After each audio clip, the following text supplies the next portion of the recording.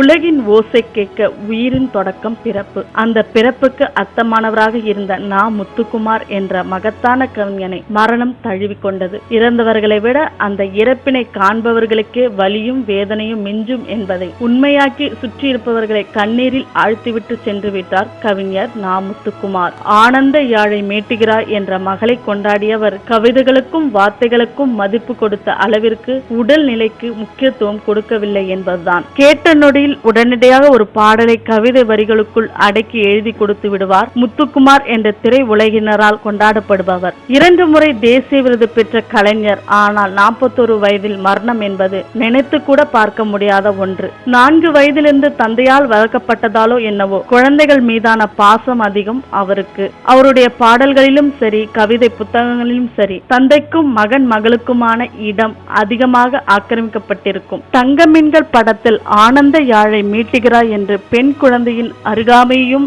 அக மகிழ்ச்சியும் அப்பாவின் மனநிலையிலிருந்து பதிவு செய்ததற்காகவே தேசிய விருதினை அள்ளி சென்றவர் நா. முத்துக்குமார். கவிதைகளின் காதலனாய் இருந்த உங்களை காமாலை கொண்டு சென்று விட்டது என்பதை எங்களை போன்றோர் எப்படி தாண்டி வரப்போகிறார்கள்? இனி உங்கள் மனைவிக்கும் 2 குழந்தைகளுக்கும் யார் பொறுப்பு? சுற்றி எத்தனை கோடி பேர் இருந்தாலும் அப்பன் இருப்பது போல் ஆகுமா அந்த பிள்ளைக்கு?